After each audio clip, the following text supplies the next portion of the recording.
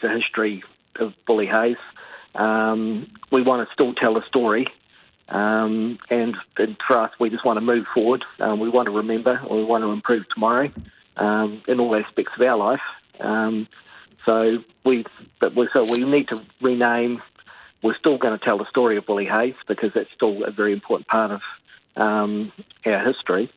And for our local market, that's very important. What's the local response been like to the name change? The actual locals, they've been, like me, just very taken back by this, how fast this whole situation has gone out there, and just. Yeah, I mean, our response had to be fast as well. I mean, we couldn't sort of sit there and wait a week before we made a decision. We had to make a decision, and we've got to move forward. So apparently you've had hundreds of suggestions. You've got a bit of a box there. Before we let you go and have the panellists a very quick take, any ideas on what you're going to name it? No, I mean, the emails and through Facebook, we've received 400 or 500 emails named already. And I mean, there's a lot of references to local people, historical names, lands and events, plays on words. Wayne's World's actually popped up several times in emails. But yeah, I mean, some of the emails, there's a lot of research that's gone on to explaining the names that they've suggested and that as well. So, I mean, and there's from people all around New Zealand that are sending these suggestions in. So. All right. Scott Hamilton suggested Frank Worsley, a great Kiwi born in Akaroa, part of Sir Ernest Shackleton's famous crew that shipwrecked, and a real hero. So there's one. There's the panel suggestion. Hey, Wayne, thank you very much for being part of the show today. I appreciate you coming on. Yep, no problem at all. Thank you. And good luck with the business. Bully Hayes there to be have the name changed around the panel. Briefly, do you endorse the name change, or is it a bit of political correctness, as some texters have said? Mike? I think I'd first like to congratulate Wayne for being so open to the change. Obviously, it's tough in this environment to do business, so well done to him to just be open-minded about it. Yeah, I think it's probably important that, during this time, it seems like it is a real quick sea change, isn't it, that everything is... issues like this are coming up very quickly, and it's good. We should embrace the change. Okay, so yes from you. Wyndham, listen. Oh, absolutely, and I'm with Mike there. You've got to be open-minded these days. You can't stick to your guns. You just got to go with the flow and do the right thing. And it seems that Wayne has realised he has to do the right thing and he has to make a change. So good on him. All right. I want to go out on a bit of a lighter note because had so much feedback regarding old gadgets. Go the Kenwood mixer. Mine bought when I first started my job in 1968. My Celestion Diton 44 loudspeakers and Wharfdale speakers built in Yorkshire. And my Panasonic microwave, 30 years old. Wonderful. Wendell Nissen, Mike Rehu, thank you very much for being part of the program this afternoon. Thanks. I'd just like to mention I'm a 56-year-old dishwasher. Of course you are. Nice one, Mike. Oh, very nice. All right, I'm Wallace Chapman. Emile Donovan in the show for tomorrow. I'm back on Friday. Till then, bye.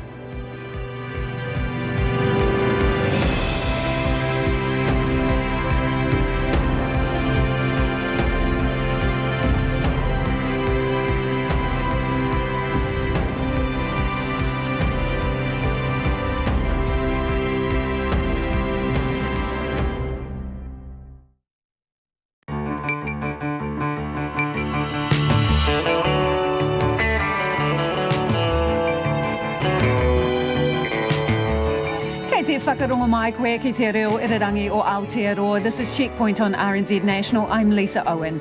E haere aki nei, a solo student alleging racism from teachers at Auckland's Marist College is tonight joined by a chorus of her peers.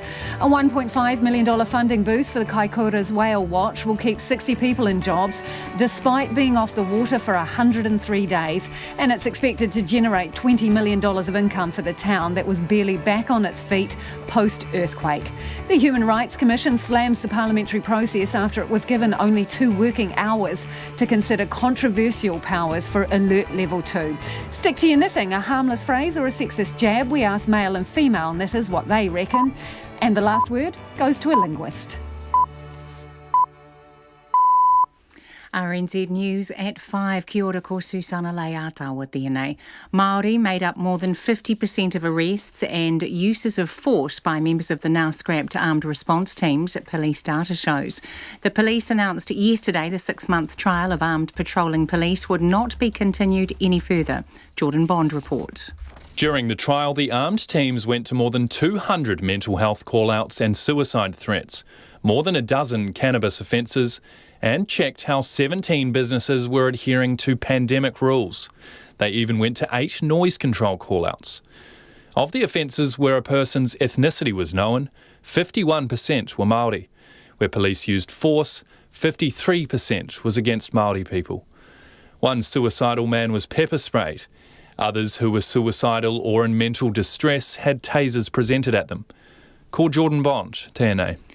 The judge sentencing murderer Jeremy Powell says his killing of 21-year-old Angela Blackmore was a planned and premeditated monstrous attack. Ms Blackmore was stabbed and bashed to death in her home in 1995. In the High Court at Christchurch today, Powell was given a life sentence with a requirement to serve at least 10 years. Justice Cameron Mander says he was required to adhere to the sentencing regime from the time of the attack. He said Powell's guilty plea also had to be taken into account under the law. The entry of your guilty plea is to be tempered by the fact that you did not come forward to admit your guilty plea until the passing of some 24 years since the commission of your crime. And as emphasised by Ms Blackmore's family, they have had to live with the tragedy of her unresolved killing throughout that period. Judge Cameron Mander. Senior doctors are pushing for more action and better bankrolling of mass hospital upgrades. The government's first nationwide hospital stock take says work's needed on options to improve 13 critical care units, 7 mental health units and 8 wards. The acting chief medical officer at Palmerston North Hospital, Jeff Brown, says it's a question now of speed, but delays are dogging their own stopgap upgrade of acute care facilities. The money that can be given to projects that are ready to go needs to be hurried up. We have already had indicative approval for significant dollar spends, but we still need that final approval. Gisborne Hospital says in its experience, however, the stock take is already spurring on projects. More students have come forward, upset over staff tearing down Black Lives Matter posters. It comes after students from St Andrew's College in Christchurch and Auckland's Marist College complained of similar behaviour by staff. This afternoon, 2 Year 13 students from Christchurch Girls High School said their posters were removed by a groundskeeper who told them all lives matter. One girl, who wanted to be referred to as Angela, says the students complained to senior management. And when we asked him about it, he just said, it was just, in case the school surfaces got damaged. And we were told not to get upset over posters and that we didn't need to argue. The students say they found the excuse hard to believe as other non-related posters weren't removed. The World Health Organization is urging New Zealand to further develop its contact tracing systems in case there's another outbreak. The WHO's head of planning for the Western Pacific region, Matthew Griffith, says New Zealand's response to the pandemic has been exemplary and there's much that other countries can learn. But, he says, if there is a second wave in New Zealand, the organisation wants to avoid further lockdowns, which can be too much for people to take. There are no new cases of COVID-19 in New Zealand for the 19th straight day, and for the first day in months there have been no new cases of community transmission in Australia. The police are treating the disappearance of Northland woman Bridget Simmons more than a year ago as suspicious. The 43-year-old mother of 2 went missing after being dropped off by her mother at the Regent Countdown in Whangarei about midday on February the 23rd last year. She was reported missing on March the 6th last year. Air New Zealand is to resume flights to Japan at the end of the month. It says it will fly 1 return service a week to Narita, Tokyo, starting on June the 25th. The flight is the airline's first scheduled international service since it shut down its long-haul routes at the end of March. It's 4.5 minutes past 5. The horror injury run continues for the Chiefs and All Blacks prop Atu Moli. The 24-year-old needs hip surgery and will be sidelined for the entire Super Rugby Aotearoa tournament. Moli Lee, who played for the All Blacks at last year's World Cup, missed the whole 2018 Super Rugby competition with a horrific leg injury that threatened to end his professional career. Meanwhile, Chiefs outside back Sam McNichol has also been ruled out of the competition after having ankle surgery last week. The news means 4 Chiefs players have sustained season-ending injuries, with locking duo Michael Allardyce and Lachlan McVannell also out of action. The former Australia fast bowler Brett Lee is backing the idea of using wax to shine the cricket ball. The ICC has announced a temporary ban on applying saliva to the ball, a time-tested practice to generate swing, as the governing body seeks to safely restart the sport after the COVID-19 shutdown. Lee says an alternative to saliva was required to maintain a fair contest between bat and ball. That's the news. A woman's told to stick to her knitting. Paul is absolutely right to call out the Prime Minister for getting angry around the warehouse. There's a debate about whether he could have used his words better, and I think he probably could have. Europe seeks to limit our dairy exports.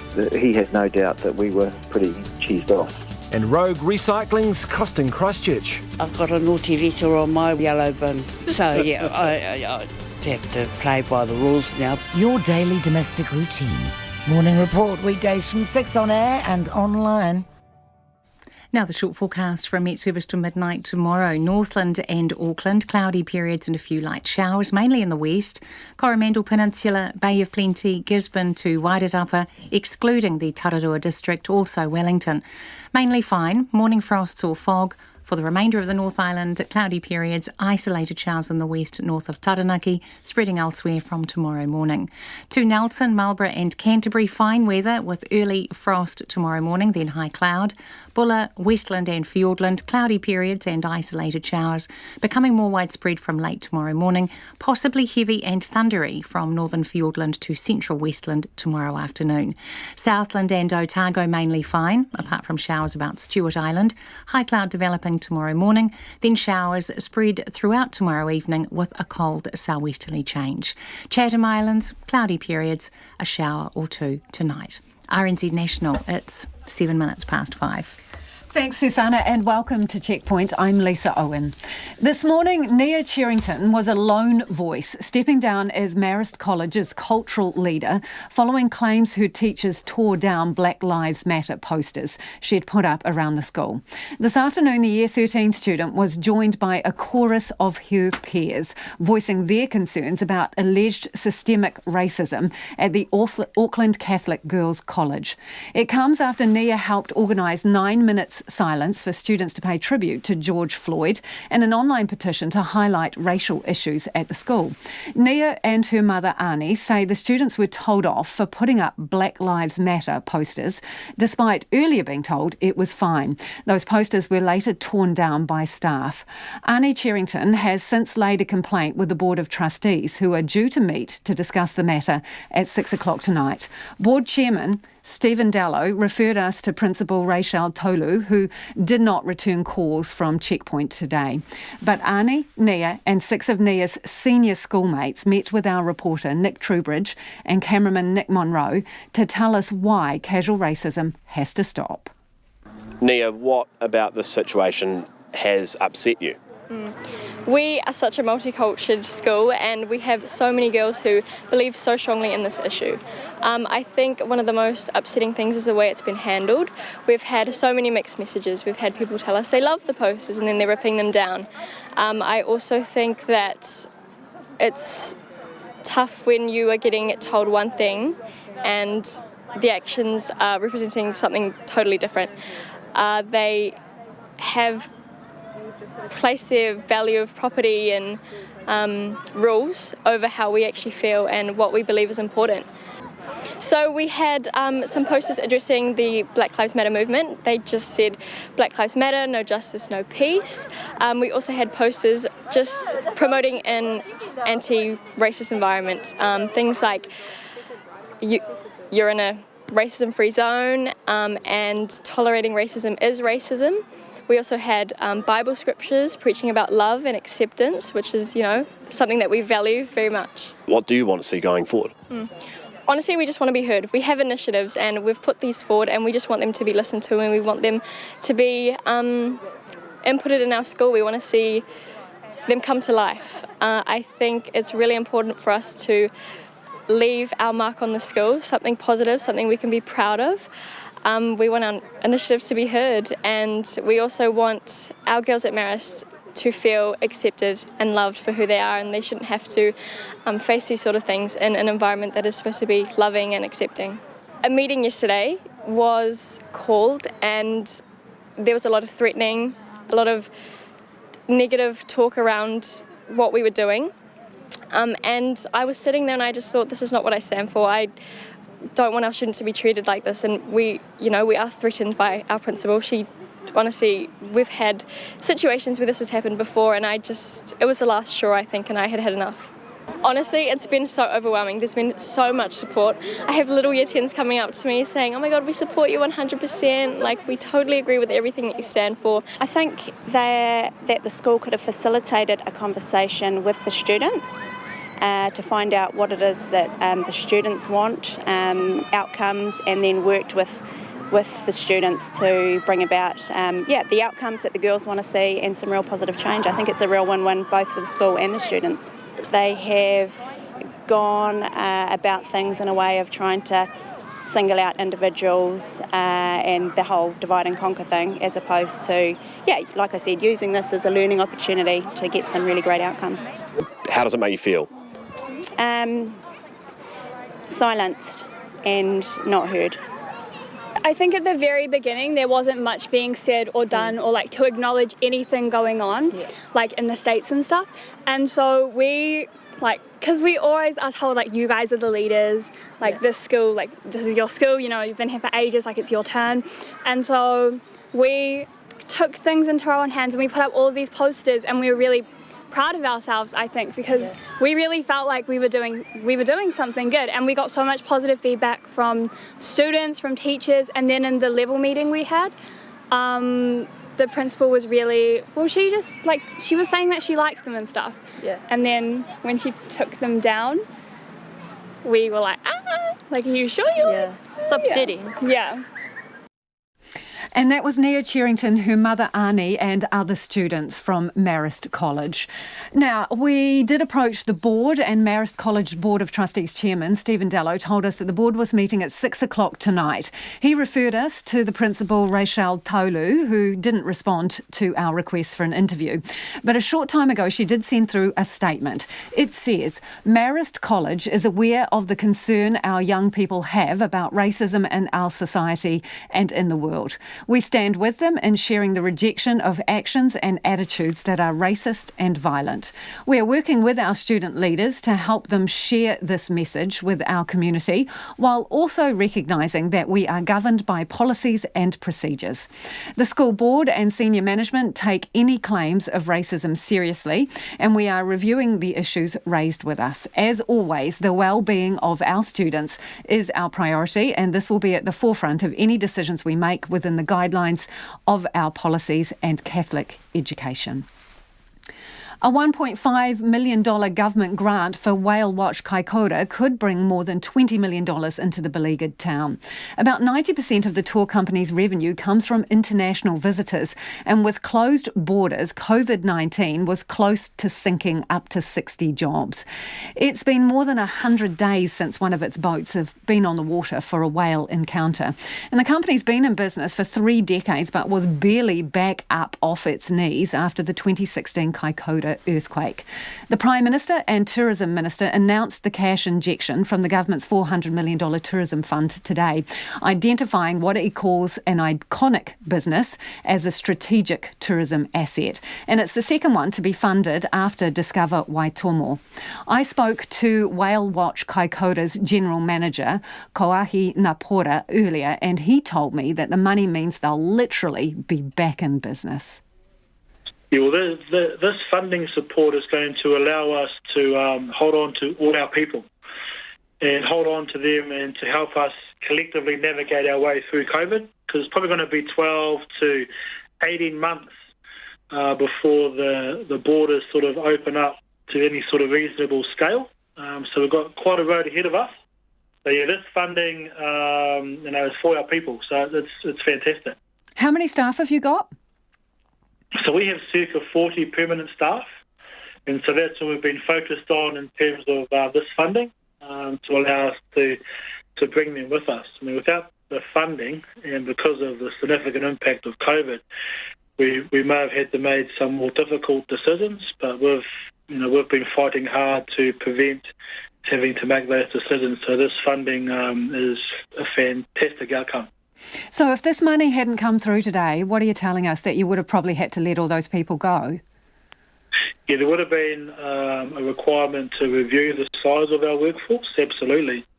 And putting that in context, so Whale Watch is 85% of Whale Watch's visitors are international, and 90% of our revenue is international. And so domestic alone wouldn't come close to sort of filling the gap that would have been left behind. So we would have had to review and made some tough decisions. But again, like I mentioned at the start, we have fought to prevent us having to make that type of decision. And this funding is here, so we can collectively move forward and navigate our way through.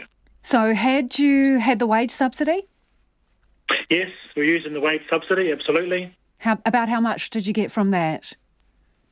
So we got, that's a good question, to be honest. I think we got somewhere between 400,000 and 600,000, I would say, is what we got. And will you apply for the second lot too? So yeah, we're using both wage subsidies to help us carry our people. When you say that 85% of your customers are overseas and that makes up, 90% of your revenue, even with this money, the border is still closed and we don't know when it's going to reopen. I mean, how can you survive without international visitors? Yeah, it's going to be a challenge, but on the 4th of July we'll open back up and start whale watching tours. So that's, 103 days, I think it is, since our last commercial whale watching tour.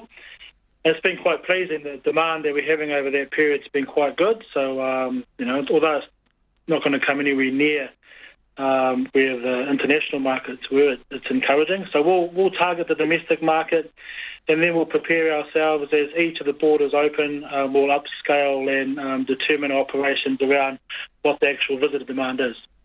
So had you guys fully recovered from the earthquake? So it took us 2 years, but on year 3 we were ahead of what we were at pre-earthquake. Although we were of the view that we still had some catching up to do.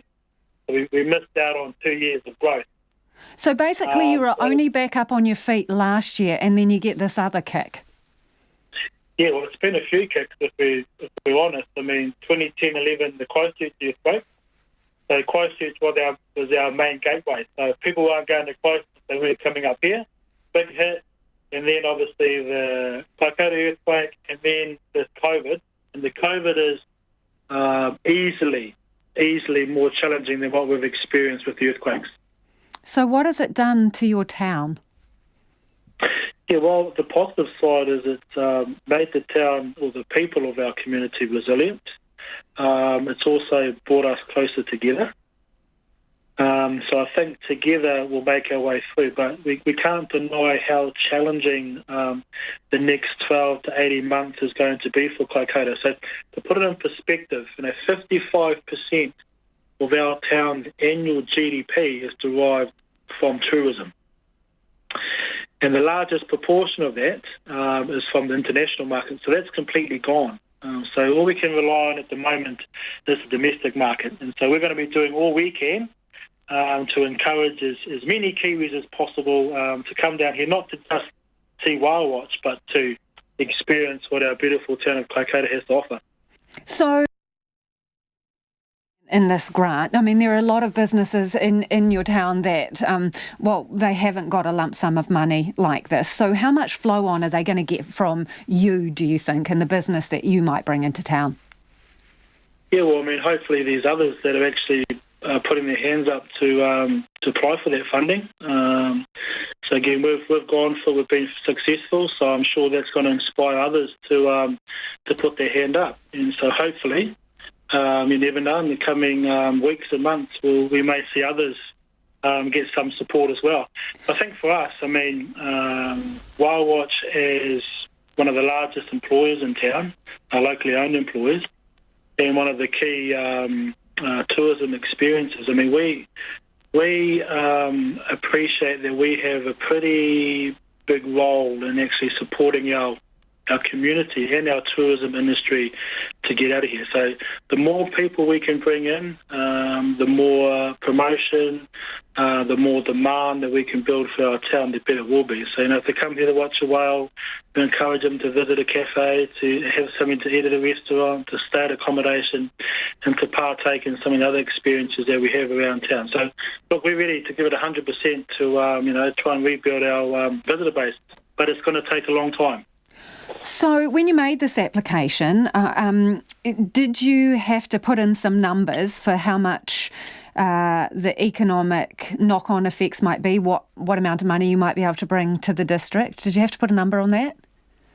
Yeah, well, there's a lot of scenarios around that already, and so the economic spin-off is quite significant. But if we look... Can you put a number on it? What do you reckon it might be? From that 1.5 million grant, what do you reckon, have you any idea about how much money that might inject into the community overall?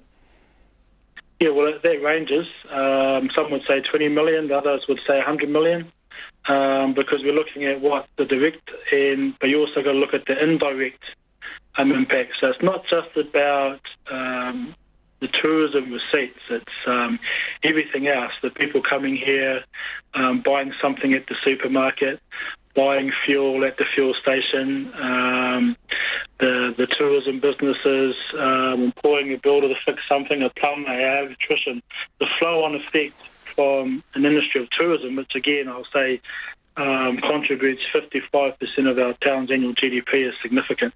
So that Sorry to interrupt, but that 1.5 million could bring as much as, more than 20 million into your town, with all the flow-on effects. Yeah, well, the point is there it allows Whale Watch to start operating, even though level 1 is the key reason for that, and it helps us to navigate through this whole period. And that's Koahi Ngāpōra there from Whale Watch in Kaikoura. It is 22 minutes after 5 and you're with Checkpoint on RNZ National. We're keen for your feedback, especially if you're a business in Kaikoura. Let us know how you're doing there. Also, if you're a tourism operator and you've applied for that strategic tourism asset funding, would love to hear from you too. You can text us on 2101. You can tweet us at Checkpoint RNZ or do email us. checkpoint@rnz.co.nz is the address. The Human Rights Commission has today slammed the parliamentary process for rushing through controversial powers for Alert Level 2. There was backlash last month when the coalition government passed the COVID-19 Public Health Response Act under urgency.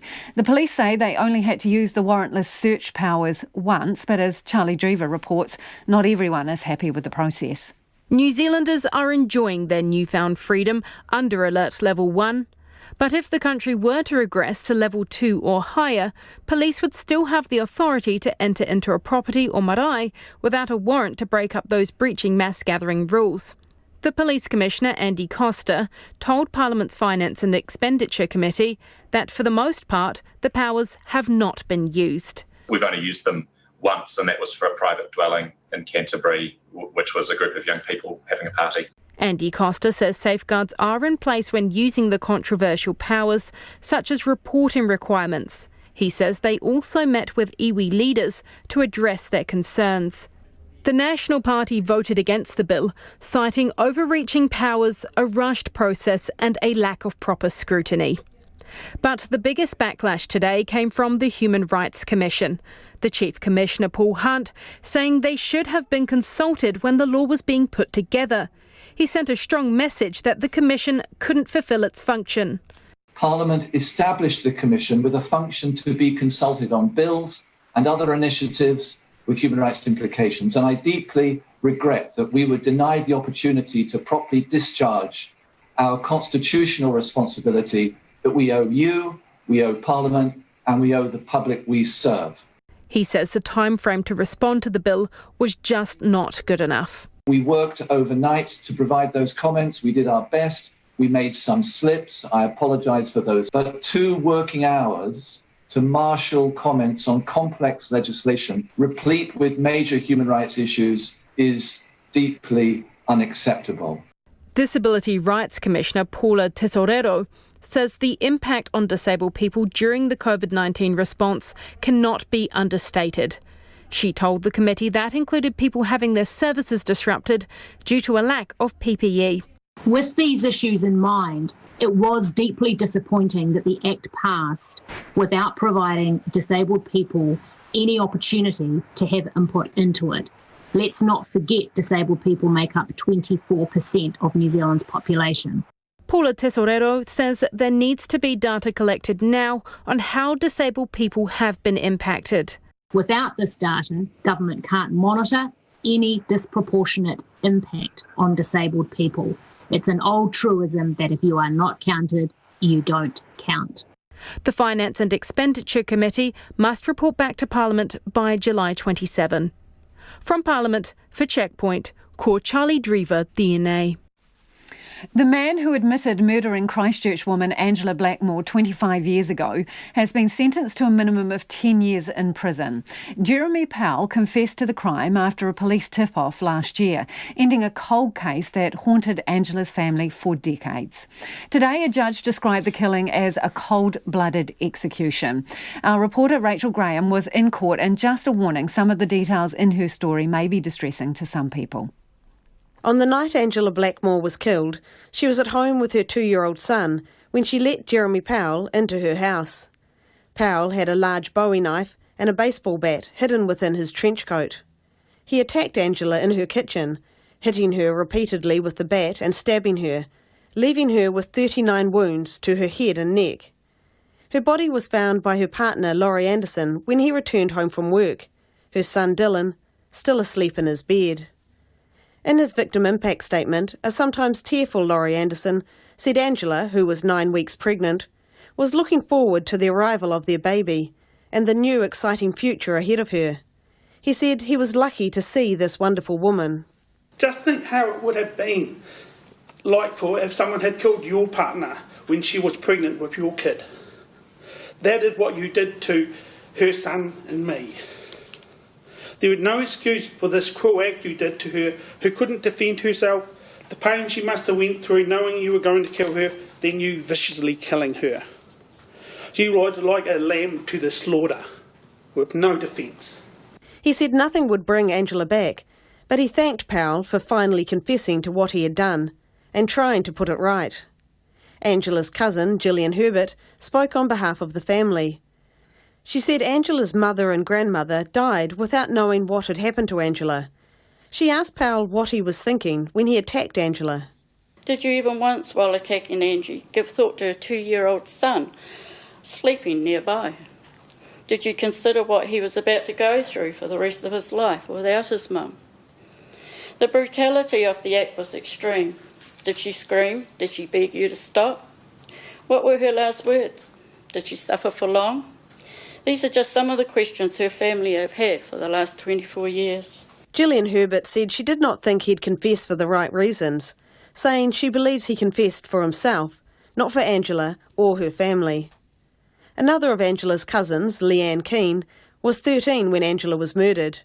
She said in her victim impact statement that for years she feared she too would be murdered and never make it past 21. If you had come forward all those years ago, our family would have been saved from years of anguish, not knowing who and why. You have displayed no genuine empathy, compassion or remorse towards those who have been affected by your actions. Jeremy Powell has said the murder had been organised by others and that he was offered $10,000 to kill Angela. In his pre-sentence report, he said that he now saw there were thousands of other things he could have done, but at the time felt he was in over his head and couldn't see a way out. Justice Cameron Mander said Powell's background was unremarkable and there was no history of offending before or after this offence. He said the raft of people who put in references for Powell say they are shocked by his confession, which they view as out of character. Justice Mander said the brutal attack was a cold-blooded execution and was planned and premeditated. The entry of your guilty plea is to be tempered by the fact that you did not come forward to admit your guilty plea until the passing of some 24 years since the commission of your crime. And as emphasised by Ms Blackmore's family, they have had to live with the tragedy of her unresolved killing throughout that period. Justice Mander said because the murder happened before the Sentencing Act 2002 was brought in, he had to adhere to the sentencing regime which was in place in 1995 when the crime occurred. Therefore, he sentenced Powell to life imprisonment with a minimum jail term of 10 years. 2 other people, including Powell's ex-girlfriend, Rebecca Wright Meldrum, are also facing murder charges over Angela Blackmore's death. Details about their alleged involvement are suppressed. They are expected to go to trial in February next year. For Checkpoint, this is Rachel Graham.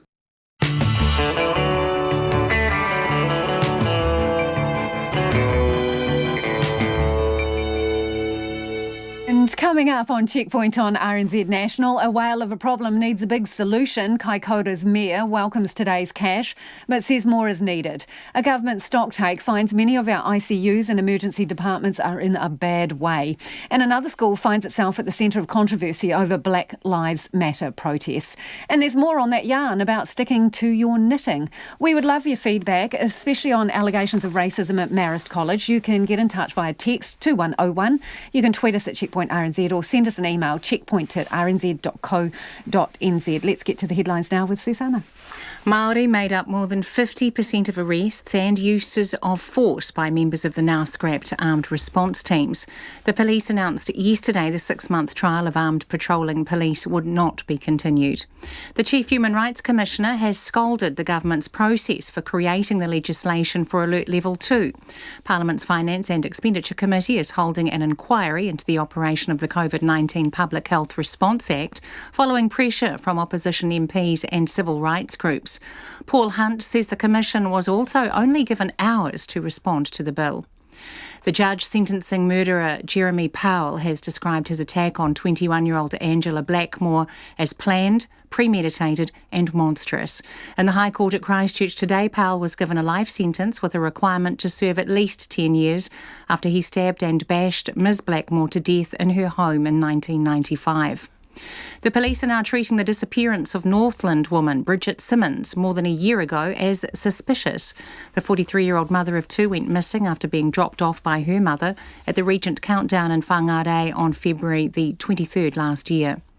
2 students from Christchurch Girls High School have reported a groundskeeper tearing down Black Lives Matter posters and telling them all lives matter. It comes after students from 2 other schools, St Andrew's College in Christchurch and Auckland's Marist College, complained of similar behaviour by staff. Whale Watch Kaikoura's general manager is welcoming the government's announcement of $1.5 million for the town's most famous attraction, but Koaki Ngāporo says the town will still struggle to bounce back from the fallout from COVID-19 as Kaikoura relies heavily on international tourism.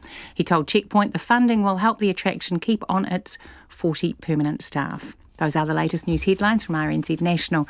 Our next news and weather update is at 6. Thanks, Susanna. If you're just tuning in, this is Checkpoint and I'm Lisa Owen. Time to get to the business news now with Nona Peltier. Nona, AMP Wealth Management, it reckons it's going to quit its offices in central Auckland and Wellington. Is this kind of the new face of business post-COVID-19? I think it's mixed. In this case, though, I guess perhaps it's the way that this organisation works, but 70% of their staff would like to have a mix of both. So that's mean working at home and working in the office? 300 people, I guess, decided 70% of them, quite like working at home. Don't mind going into the office. 8% definitely don't like working at home. And the rest were, they would like to just stay at home all the time. So what the companies decide to do is quit office space in Auckland. So that's, I think, 2.5 levels in an office building in central Auckland and then 1 level in Wellington. And then they're going to just open up some space outside of the CBD, which is going to be obviously cheaper for when those meetings need to be held. Or what is it? I guess an office party, perhaps. Who knows? But interestingly, that's not what we're hearing from some of the other organizations. So Colliers, for example, has said that some of their Customers have had some second thoughts about that. They are not quite sure they want to give up some space. We've heard that also from leasing agents in Christchurch because of the costs associated with keeping your staff at home. For example, extra cost of utilities. Some people are saying, well, internet and other things. If you're going to work from home, there's going to be some cost. To contribute exactly, to it. There's that as well. And then others are talking about just the intangible costs. So, it's just like us working together. There's a kind of a camaraderie, but and also communication and collaboration. And also corporate culture. If you're going to work from your office at home and you never come into the office, what is your corporate culture? And a lot of companies have invested a great deal into that, the corporate culture of an organization. What happens to that if you never have any staff turn up for work? Yeah, so it's not as simple as just the basic bricks and mortar. So we're not sure that this is going to really take off. We'll have to wait and see. What a great segue, Nona, taking off. Air New Zealand says it's going to start flying to Japan from the end of the month. And what are the details there? Well, we don't have a lot of details because I did phone the airline and I asked them, what are the details? And they're saying that government border controls in both countries will still be in place at this stage. So there's no bubble with Japan. So a lot of quarantine. Yeah. Or isolation. Well, it depends, though. Maybe Japan will have a different view of travel between New Zealand and Tokyo, but will New Zealand have a different view? That remains to be seen. And just earlier, some people were talking about it, and one fellow said, well, the Japanese love skiing. They'll come for the whole season. So a 2-week quarantine, if they're allowed to come in, wouldn't be a big deal, which is quite interesting. So where does this lead? I don't know. We're going to have to wait to hear from the government on what border restrictions will remain in place in a few weeks' time. Exactly, because you still need exemptions to get over that border. Closed at the moment. So what numbers were you looking at today on the market? Okay, look, we're sitting across Asia. It's a bit sideways at the moment. Market's not sure which way to go. We fell 0.33%, 38 points to 11,261.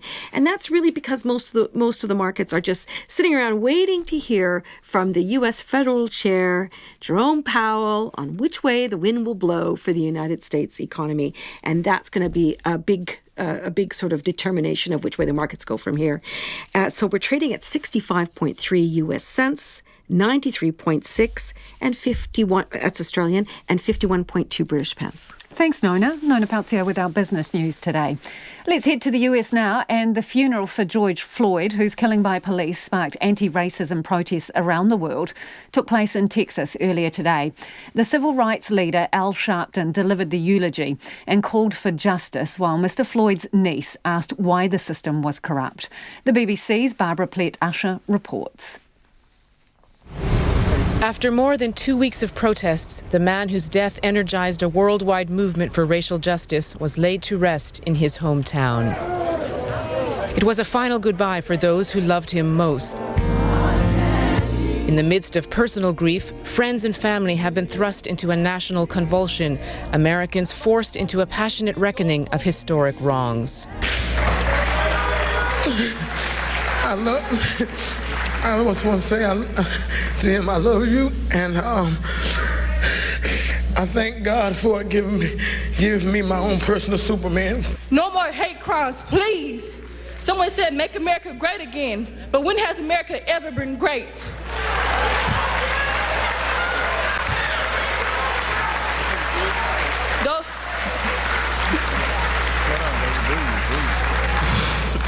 Those 4 officers were literally on him for 9 minutes, and none of them showed they have a heart or soul. This is not just murder, but a hate crime. I want justice for my brother, my big brother. That's Big Floyd. Everybody knows who Big Floyd is now. Incredible things have happened since George Floyd's dying cries for breath, pinned to the ground by a policeman's knee. The guest list reflected the weight of the moment. Politicians, celebrities, civil rights leaders. Their presence a message that they'd heard the roar of voices raised in protest.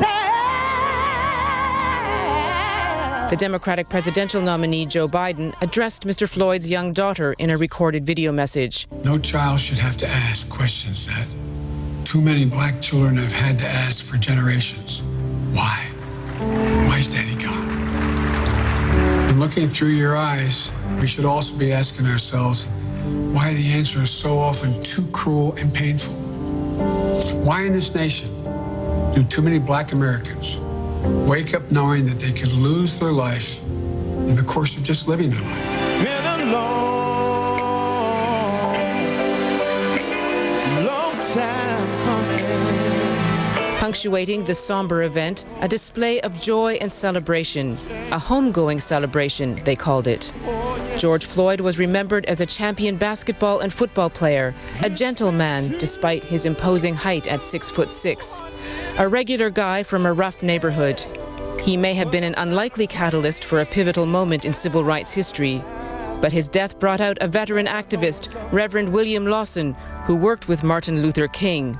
This is a turning point, he said. And back in the days when I used to be part of marches, all the marchers were black. But now, there are white people who know the story. And there are Hispanics who know the story. And there are Asians who know the story.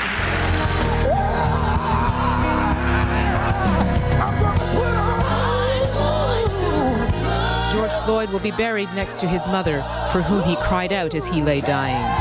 But that's not the end of his story. When his life stretched out in front of him, he once told a friend, "I want to touch the world." And that he has done. And back home, the Electricity Authority says planned changes to the way the national power grid is paid for should have only modest impact on consumers and business power bills. It's unveiled a new user pays-based system under which areas benefiting from upgrades and new lines would carry the cost. Louise Tanuth reports. At present, the cost of transmission is spread over the whole country, regardless of whether regions benefit or not. The authority's chair, James Stevenson Wallace, told a briefing today that new system, which could come into effect in 3 years, will be fairer. The new guidelines will mean lower electricity prices for New Zealand consumers in the longer term, and incentives for better investment, which means least cost electricity system over time, keeping prices down. The quantified benefits are positive and are material for New Zealand consumers, with an estimated net benefit of about $1.3 billion over 30 years. The new guidelines rebalance transmission charges. They will not increase charges overall. We want to reset the imbalance of the current TPM, for which some consumers pay too much and some pay too little. The new approach will correct the imbalance, and in doing so, some will pay more and some will pay less. The guidelines include protection from any price shock for households and business consumers as a result of this rebalancing. There's a cap on the transmission charges. This gives consumers certainty their total electricity bill will not need to increase by more than 3.5% as a direct result of the new guidelines when they come into effect. Any initial changes to consumer electricity bills will be modest. This chart that I've got up here shows the estimated impact on the average annual residential bill in 2022, with an average increase or decrease of about $19 per year. The Electricity Authority's chair, James Stevenson Wallace. A group made up of some electricity network companies and large consumers says the government needs to act to rein in the authority. The transmission pricing group has members including Counties Power, Horizon Networks, Trust Power, Vector and Federated Farmers in Northland and Auckland. In a statement, it says it has already called for the authority to delay its decision by 12 months because of the COVID recovery. On the streets of Dunedin, people were convinced that if power is generated in the south, it should cost less for people in the south. Yeah, no, I agree. I think that's potentially a bit more fair. I don't see why the South Island users should have actually ever had to subsidise Auckland. It was strange. We found that out when they started the process of creating renewable energy. In other words, the wind turbines, the submission process basically revealed to us that this practice was going on. In the south, we tend to use less power even though it's colder because we probably suffer it out a bit more. I think the areas that produce it should pay less for it. In Auckland, residents spoken to by RNZ were relaxed, though worried about the cost of power generally. I feel like it's fair. I mean, I don't think there is a separation within the country. New Zealand is a country as a whole, so we just have to deal with it, I guess, up here. Mo te hotaka o te ahiahi nei, ko Louise Tanuth aho. There are calls for Trade Minister David Parker to muscle up to the European Union following a disappointing offer on free trade. It's the first formal offer on the table, but a far cry from what New Zealand wants. Mr Parker has criticised the EU for taking a negative and protectionist approach. But the opposition and industry leaders say he's got to sell the country's products better. Here's our political reporter, Katie Scotcher. Almost 2 years into the trade talks, David Parker says the offer is one-sided.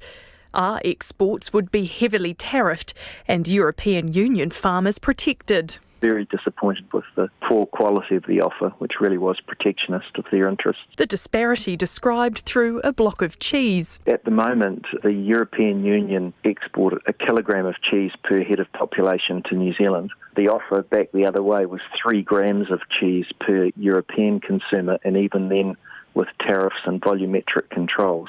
Nationals trade spokesperson Todd McClay says the minister needs to redouble his efforts to make good on his promises. The minister needs to get on the telephone and have frank discussions with the European Union and find a way through this that is good for New Zealand exporters. David Parker made a promise 2 years ago that he would deliver a high-quality free trade agreement with the European Union by the election. His time is now running out. Mr McClay says as one of the only World Trade Organisation members without a deal, New Zealand desperately needs this. Canada, who we compete with in agricultural access, got one a few years ago.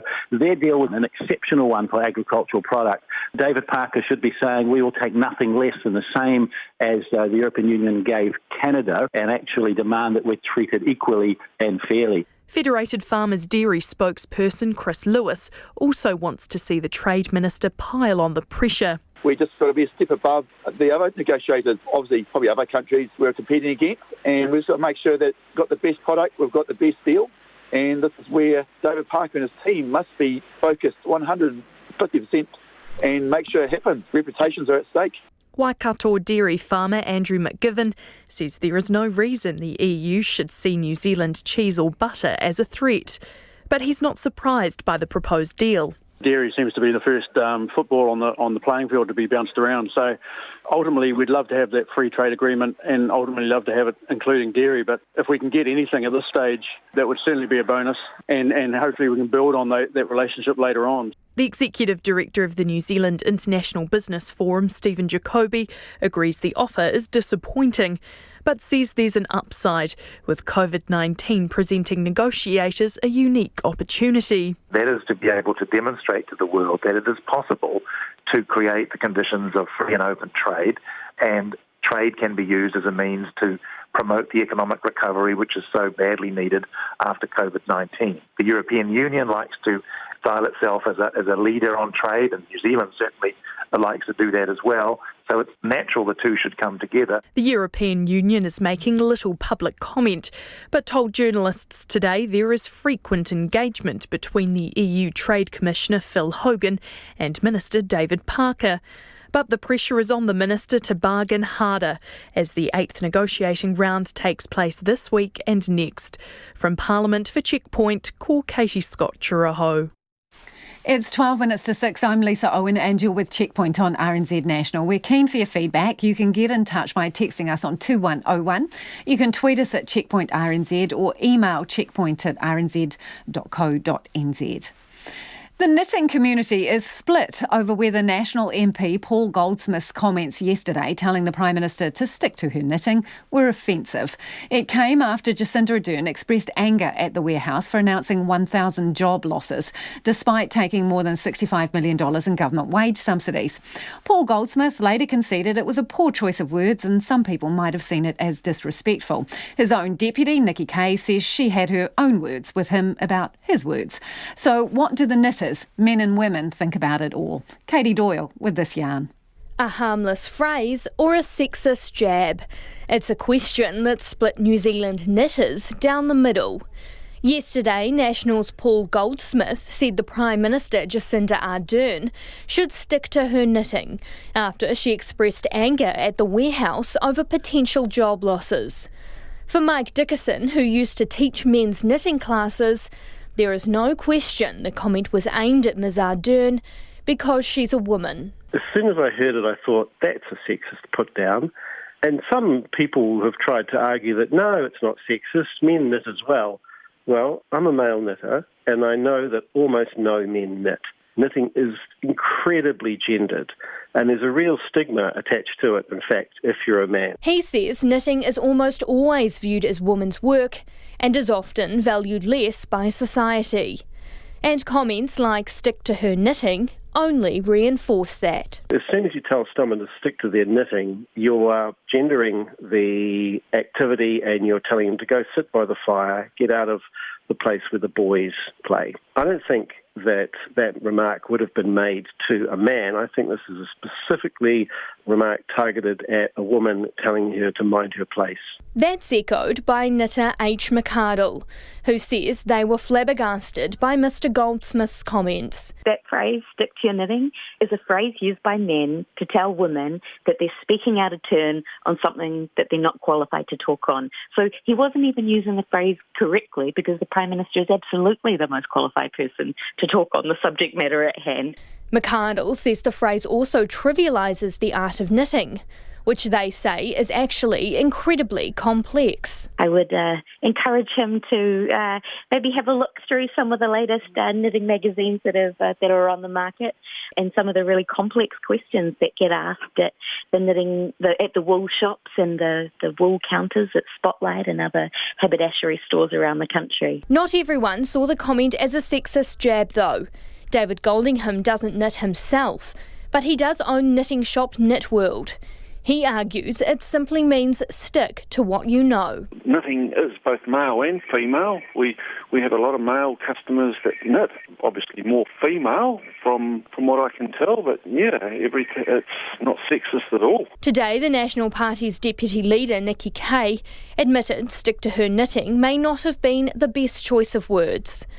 But she told Morning Report Mr. Goldsmith's intention was spot on. The reality, he was absolutely right, on point in terms of the Prime Minister calling out a business where they're up against the wall. The reality is Labor don't have a plan from an economic perspective. For Checkpoint, Katie Doyle. An Auckland University linguist says the expression stick to your knitting can be traced back about 150 years. But as of today, he probably won't be using it again. Dr. Keith Montgomery from Auckland University's Linguistic Department says the idiom has morphed to mean stick with what you know, but would have originally literally meant stick to your knitting.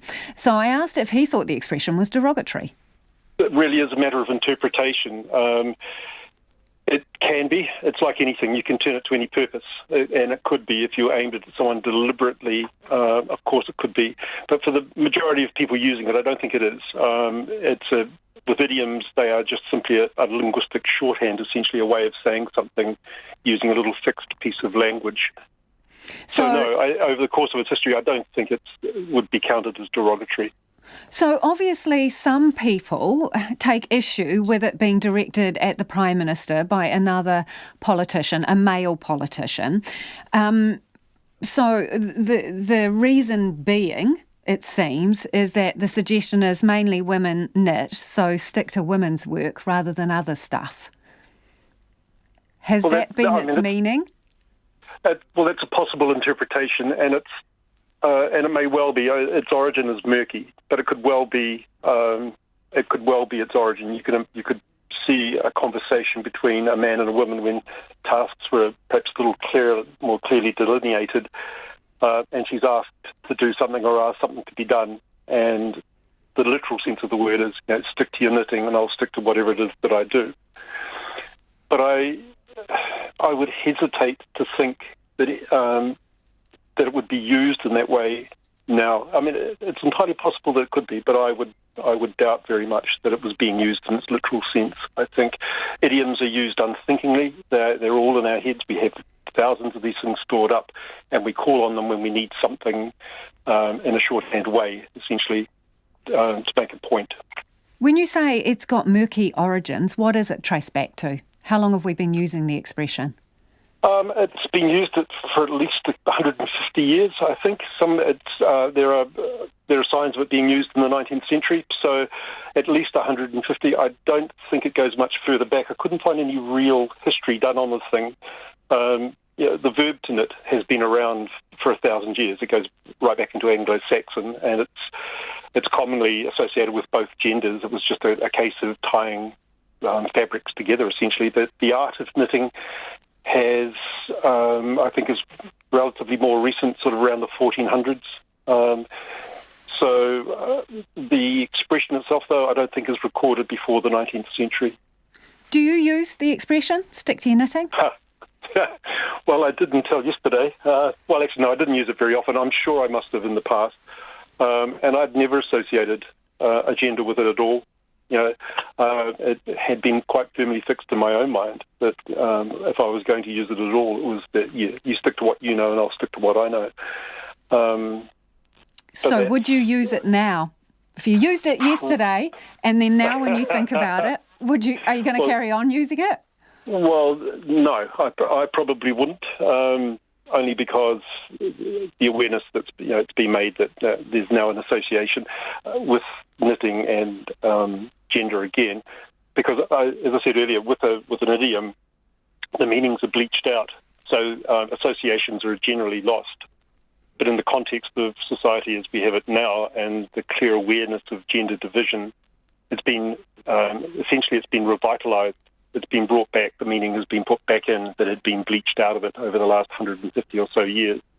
So that raises issues then as to using it or not, and given the current climate, it's unlikely that I would.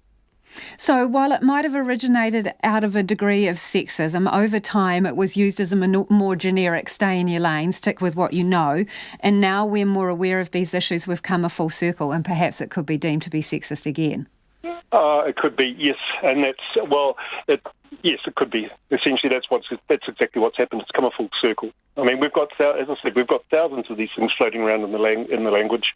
I mean, so what other ones are slightly dodgy? What other ones are slightly dodgy or borderline? Drama queen. What sort of gender issues do we assign to that? I mean, would you use that one? I use it regularly to my son. But, it's how far do we go with these kinds of things? I mean, if Paul Goldsmith had said to Jacinda Ardern to stick to her guns, is he aligning her with the NRA? Or if he'd said stitch in time saves 9, perhaps pointing out that if haste is made, is he referring to people who sew? And once again, we have these gender alignments. It's how far do we push the reanalysis? But you are a linguist, so words matter, don't they, Keith? They do matter, yes. So any advice when choosing them, then? Well, I mean, I could quite glibly say be careful, but we can't, because as I say, with the idioms, these things are locked in our heads, and we often use them, and in the literal sense of without thinking. It's not that people are designing or intending to cause harm. They don't want to offend. They simply use little chunks of language that have been drilled into them since they were 0. And that is Dr. Keith Montgomery from the Auckland University's Linguistics Department. We're getting a lot of feedback from you this evening. Let's get to some of it now. First off, let's start with Marist College. And these are the students, senior students, who are raising concerns about alleged racism at the college, specifically over their protests around Black Lives Matter and the removal of posters that they say they put up around the school. Ruben says, what courageous, articulate and reasoned young women from Marist. A shame and a poor reflection of the head and the board that they haven't had the same courage to be available to express their view. Don't hide behind a written statement 48 hours too late, says Ruben. Christine says, New Zealand is becoming a country where emotion overrides common sense. There is a loss of resilience in people, which is concerning. Of course, you have a right to make a valid statement, but not to start wailing when not all agree with the means by which you make it. And this person says, I am near Marist College and I can still see today posters on display through the windows. I do hope these young ladies are not building a story from nothing. And this one, the students' actions re Black Lives Matter is obviously admirable. The actions of the staff are harmful and shameful. However, it's confusing that such enlightened students seem to have missed the gender bigotry that is inherent in single-gender schools. Education should be multicultural and free from gender bias and ignorance. Hopefully the students' children will educate them. And on the Whale Watch payment, this is the $1.5 million the government's giving to Whale Watch Kaikoura. Joe says, all government picking and choosing who they support. Plenty of us affected by earthquakes, now COVID-19. If we taxpayers are propping up Whale Watch, drop your prices, Whale Watch, so we can afford a tour. This one, I see an opportunity for Kaikoura. If Kaikoura, Whale Watch, Kiwi Rail, accommodation providers and other associated businesses work together to provide something that is affordable to Kiwis, whether for a day, a weekend or a week, they might just be on to a winner. They could work along with larger regions as well as in Hamner Springs, Mount Lyford Skifield and the Waipara Wine region. That one from Andrew. RNZ News at 6. Ngā mihi nui ko Susana Leātaua tēnei. Māori made up more than 50% of arrests and uses of force by members of the abandoned armed response teams, police data shows. The police announced yesterday the 6-month trial of armed patrolling officers would be axed. During the trial, the armed teams went to more than 200 mental health call-outs and threatened suicides, as well as call-outs for offences including cannabis. Of the offences where a person's ethnicity was known, 51% were Māori. Where police used force, 53% was against Māori people. One suicidal man was pepper sprayed. Others who were suicidal or in mental distress had tasers presented at them. The police say they only had to use warrantless search powers once to enforce Alert Level 2 restrictions that they were given under the controversial law passed under urgency last month. Parliament's Finance and Expenditure Committee is holding an inquiry into the operation of the COVID-19 Public Health Response Act, basically a retrospective select committee process following pressure from opposition MPs and civil rights groups. The Police Commissioner Andy Costa told MPs, for the most part, those powers have not been used. We've only used them once, and that was for a private dwelling in Canterbury, which was a group of young people having a party. Andy Costa says there are also safeguards in place when an entry does occur, including reporting requirements. The defence lawyer for the man today sentenced over a 1995 murder says what his client did so long ago has weighed heavily on him. Jeremy Powell was today sentenced to life imprisonment with a minimum of 10 years in jail for the murder of Angela Blackmore in her Christchurch home. Powell's defence lawyer Donald Matthews says his client is something of an enigma, as the man he is today is difficult to reconcile with the crime he committed almost 25 years ago. He is terribly sorry for what he did. He hopes to have the opportunity to say that directly to Ms Blackmore's loved ones through a restorative justice conference. Now that prospect absolutely terrifies him, but he has asked me to say that he knows that he owes it to them. Donald Matthews says before the deadly attack, Powell had gone to the house with the intention of killing Ms Blackmore but couldn't go through with it.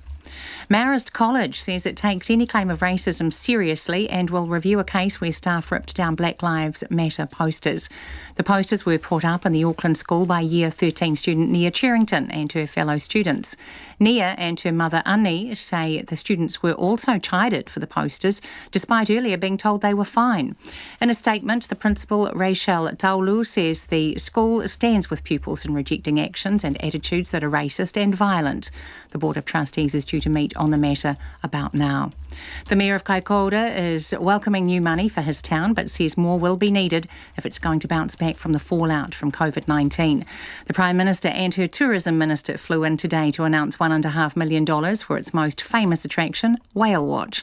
The Mayor Craig Mackle says the money is timely, but won't solve things completely for a town that is so reliant on overseas visitors. It's a minimum of 40 people that keep their jobs.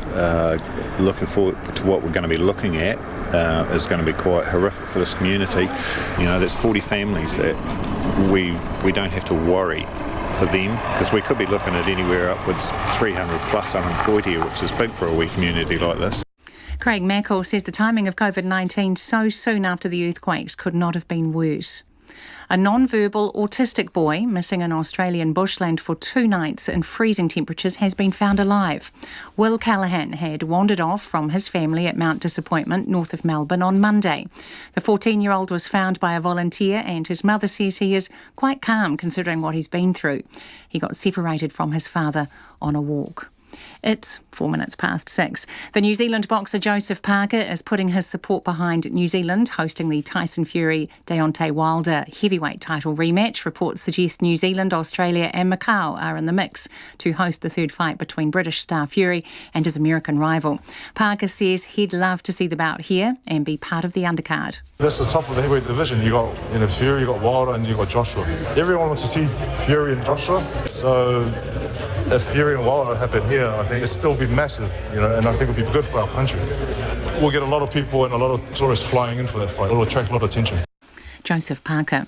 The International Olympic Committee says athletes are still banned from protesting at next year's Tokyo Games. Several sports are allowing protests in the wake of George Floyd's death in police custody in the US. The Olympic Charter rules out demonstrations or political, religious or racial propaganda, with the IOC clarifying in January that banned protests include taking a knee, kneeling on one leg. The IOC has told The Telegraph the guidelines are still in place and it won't speculate on hypothetical cases 13 months before the Olympic Games. That's the news. I'm Catherine Ryan, host of 9 to Noon, talking to people all over New Zealand and around the world. News as it happens, stories and people behind the headlines, world leaders in their fields, ordinary people who find themselves in extraordinary situations, ahead of the curve on emerging trends, technologies and innovations. Together with colleagues across the country and correspondents around the world, we bring you the stories that matter. This is RNZ National. Now the short forecast from Met Service to midnight tomorrow. Northland and Auckland, cloudy periods and a few light showers, mainly in the west. Coromandel Peninsula, Bay of Plenty, Gisborne through to Wairarapa, excluding Tararua District, but including Wellington. Mainly fine, morning frost or fog. For the remainder of the North Island, cloudy periods, isolated showers in the west north of Taranaki, spreading elsewhere from tomorrow morning. For Nelson, Marlborough and Canterbury, fine with early frost tomorrow morning, then high cloud. Bulla, Westland and Fiordland, cloudy periods and isolated showers becoming more widespread from late tomorrow morning, possibly heavy and thundery from northern Fiordland to central Westland tomorrow afternoon. Southland and Otago, mainly fine, apart from showers about Stewart Island, high cloud developing tomorrow morning, then showers spreading throughout tomorrow evening with a cold southwesterly change. Chatham Islands, cloudy periods, a shower or two tonight. RNZ National. It's coming up to 7 minutes past 6. Thanks, Susanna. Kia ora anō. This is Checkpoint and I'm Lisa Owen. The Mayor of Kaikoura is welcoming new money for his town today, but says more will be needed if it's going to bounce back from the fallout from COVID-19. The Prime Minister and her Tourism Minister flew into the tourist destination today to announce $1.5 million for its most famous attraction, Whale Watch. Conan Young was there. While fresh buds are starting to grow in the nation's economy, tourism is still frozen in the ground as long as the international border remains shut. That's why the government is pouring on $400 million to rescue the industry, but it's starting with strong, established projects with already deep roots. Last week, Waitomo Caves received $4 million. Today, the Prime Minister put Kaikoura's Whale Watch on a ventilator. Of the roughly 180,000 visitors that are coming here, 100,000 are coming here. So this is what we call critical tourism infrastructure. It's supporting the wider regional economy, which is why it's one of the places that we have prioritised supporting.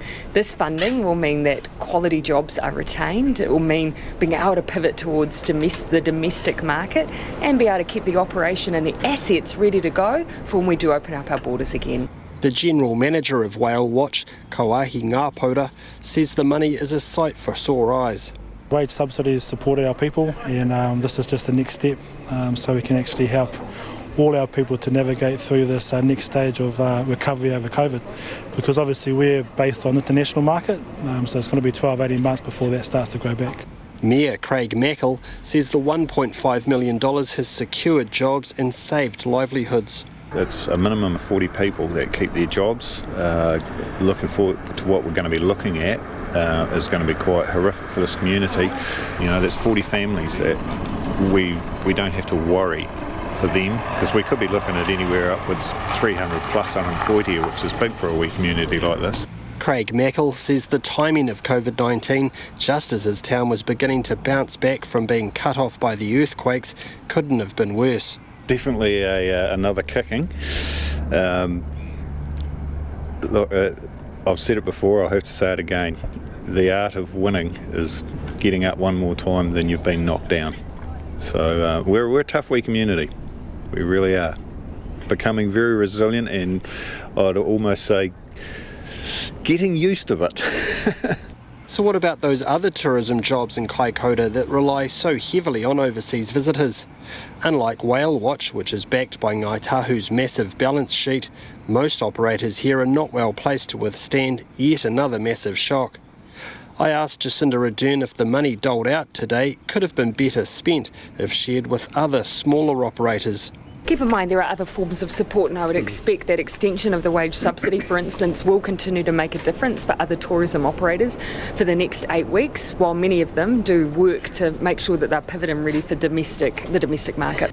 After 103 days with the closed sign up, Whale Watch will be reopening again on July the 4th, just in time for the school holidays. And now that the taxpayer has saved it from extinction, it's now looking to Kiwi holiday makers to keep it afloat. In Kaikoura for Checkpoint, ko Konanyang tēnei. Now, a few of you have got in touch about this grant, saying just listening to the Whale Watch man and wonder if they will lower their prices. Costs for 2 adults and 2 children, not sure of ages of children, not given, but would think under 12, would cost $420, says Jenny. That's very high for the average family. And Mike says, don't want to be a wet blanket, but are the Kaikoura Whale Watch staff now going to be paid for 2 years while they wait for tourists to return? Really? And others of you are commenting on the price as well. Will they be reducing tour prices, seeing as they're getting a taxpayer subsidy? They should drop the prices, which would encourage more domestic tourists to visit and help local businesses. Now, the boss at Whale Watch said they were looking to make the tours more attractive to locals, and part of that application to be a strategic tourism asset requires them to look at their pricing and making themselves more attractive to locals.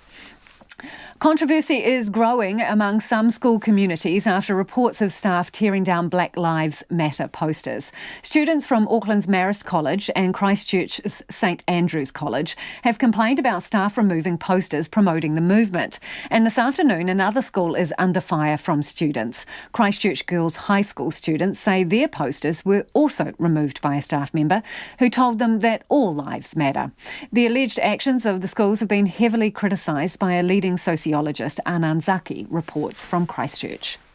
2 Year 13 students at Christchurch Girls High School are accusing it of covering up the removal of Black Lives Matter posters. They put up the posters last week, but say they were soon removed by a staff member who told them that all lives matter. One girl, who wanted to go by the name Angela, says the member of staff then claimed the posters were damaging walls. But there were other posters that were up with tape on those same surfaces, and they'd never been taken down before. The students then complained to senior management. So we went and we tried to talk to another senior member of staff, and when we asked him about it, he just said, it was just, in case the school surfaces got damaged. And we were told not to get upset over posters and that we didn't need to argue. Another student, who wanted to go by the name Audrey, said staff were then ordered by senior management to not remove the posters, but were never given a proper explanation why their posters were originally removed.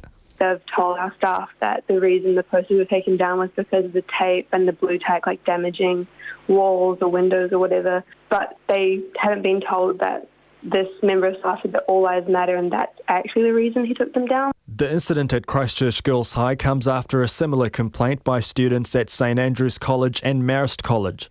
Marist College student Nia Cherrington, whose posters were torn down, says there is casual racism at her school. We've had a lot of issues with the teachers trying to portray their own views on our girls, saying things like, but all lives matter, and also a lot of things about how Māori don't deserve scholarships. Prime Minister Jacinda Ardern says the matters are for schools to deal with, but she did not discourage the students' actions.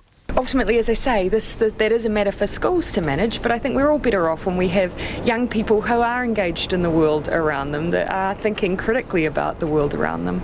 Prominent Massey University sociologist Paul Spoonley says it is deeply disappointing that the posters are being torn down in some schools. So what's the school doing? Well, I think it's first of all censoring what the students want to do and say, but secondly, it appears to be institutional racism that has come from the school itself. Professor Spoonley says schools should be letting their students think freely. What we really want to do is teach our students to be good citizens, and part of that is being aware of social divisions, and in this case, ethnic divisions. The Teaching Council, which is the professional body for the teaching sector, says it is yet to receive any complaints or mandatory reports regarding the alleged incidents. Meanwhile, St Andrew's College says the outburst by its teacher is now a disciplinary matter and its outcome will remain confidential. Marist College did not respond to requests for comment, and Christchurch Girls High School said its principal was unavailable. In Christchurch for Checkpoint, Anand Zaki. Let's head back to America, where US President Donald Trump is at the centre of another controversy after suggesting an elderly protester shoved to the ground by police during a Black Lives Matter rally in New York was an anti-fascist provocateur who set up the incident and may have exaggerated his fall. The ABC's Barbara Miller reports.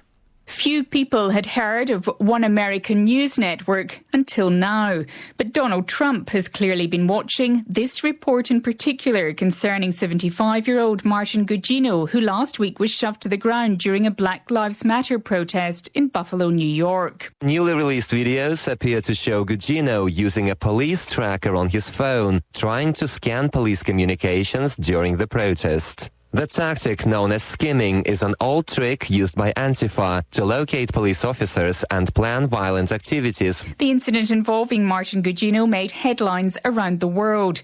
Gesticulating, the 75-year-old approaches a group of police officers advancing forward. He's shoved by the officers, stumbles backwards, trips and falls onto his back.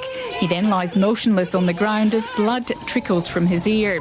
In a tweet, the president suggested he found the take of the incident of One American News Network, OANN, plausible. Buffalo protesters shoved by police could be Antifa provocateur, Donald Trump wrote. 75-year-old Martin Gugino was pushed away after appearing to scan police communications in order to block the equipment. At OANN, I watched. He fell harder than he was pushed, was aiming scanner. Could be a setup. When I saw my friend Martin being the victim of police brutality on that video, that was painful, but this morning he was the victim of presidential brutality. Keith Giles, a friend of Martin Gugino's, told CNN's Anderson Cooper the accusations were absurd. He's not an agent of the deep state.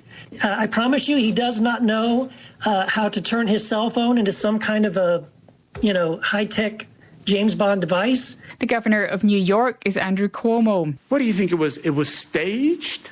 You think the blood coming out of his head was staged? I mean, if there was ever a reprehensible, dumb comment, and from the President of the United States, at this moment of anguish and anger, what does he do? Pours gasoline on the fire. If he ever feels a moment of decency, he should apologize for that tweet. A presidential apology seems unlikely, and an unverified video circulating on social media is being used by Donald Trump supporters as evidence that Martin Gugino was indeed looking for trouble.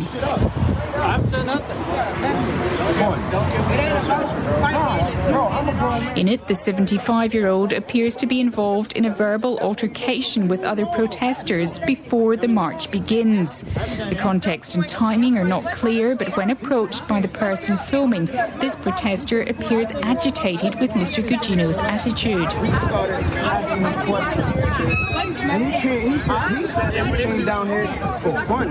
Martin Gugino is said to be in a stable condition in hospital recovering from his injury.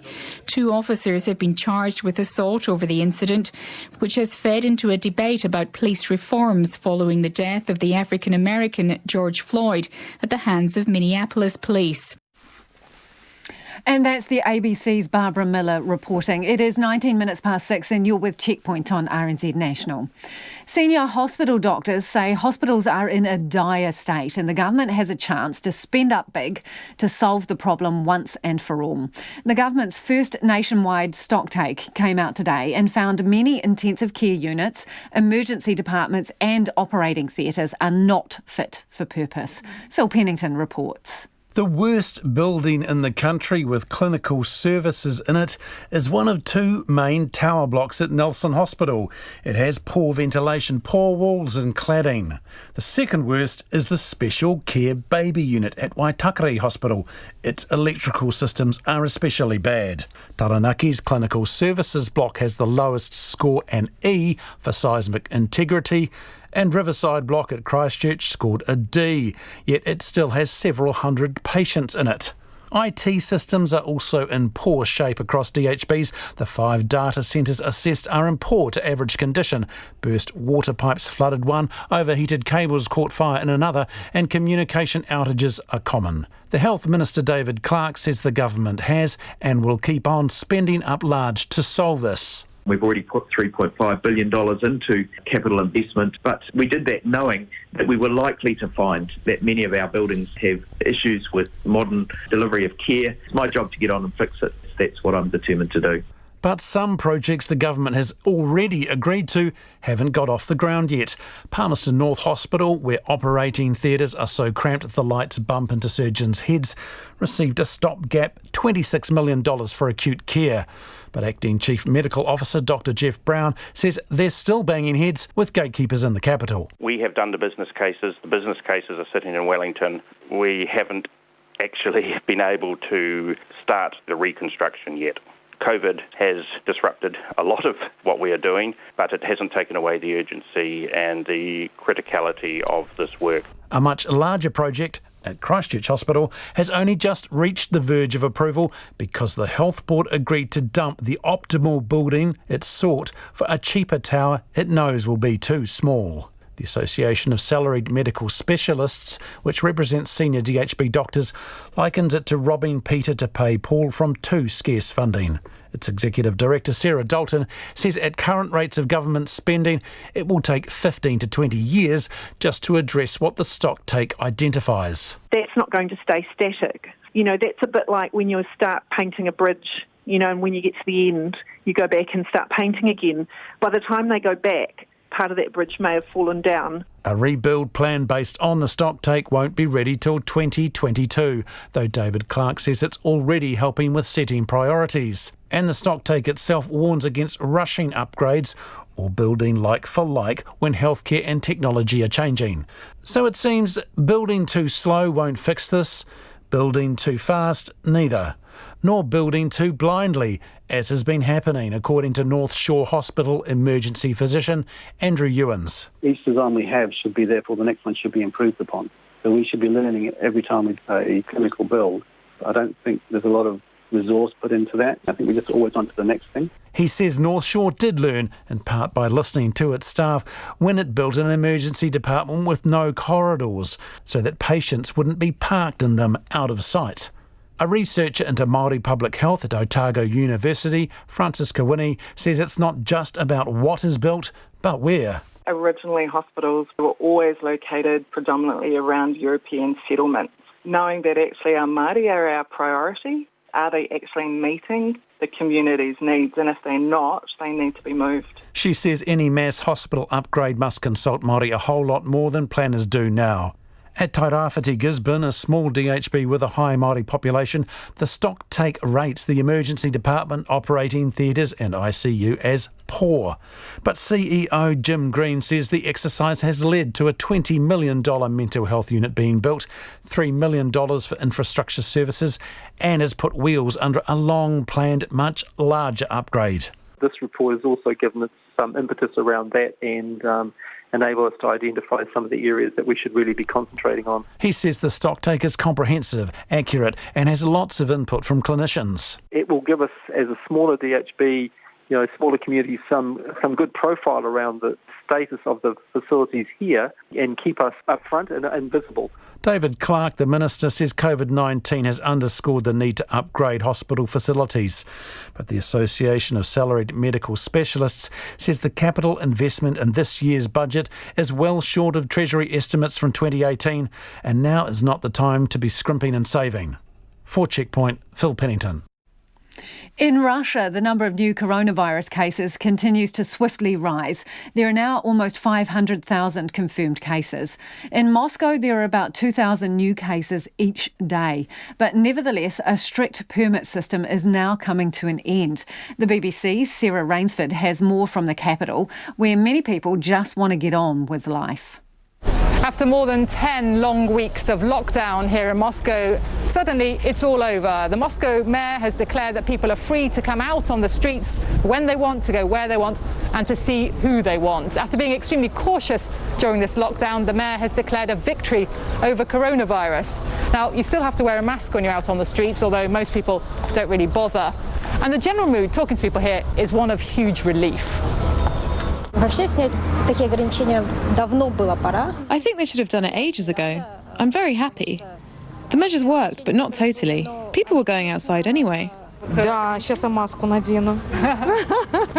I'll put my mask on now. I have one I made myself. It's our first day outside today. I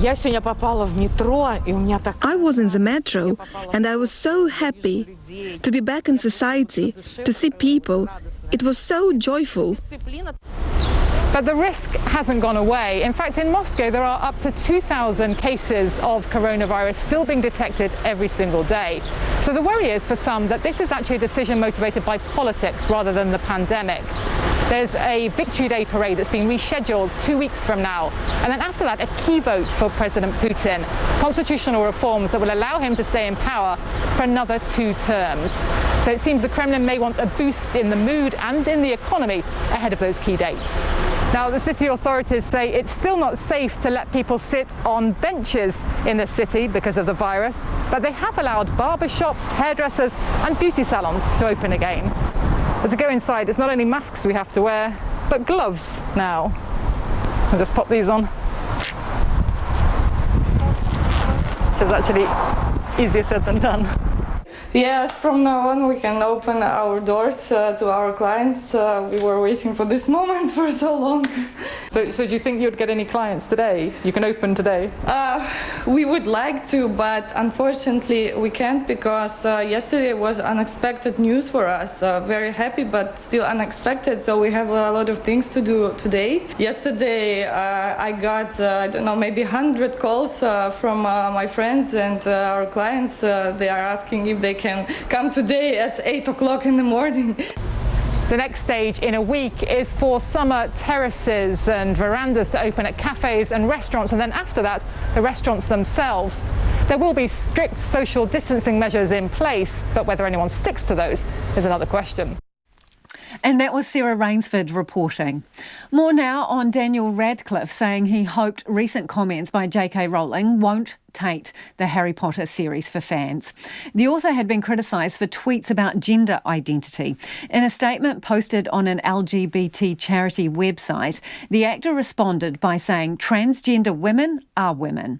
This isn't the first time J.K. Rowling has been called transphobic for making harmful comments about trans identities. The BBC's Mark Duff with this story.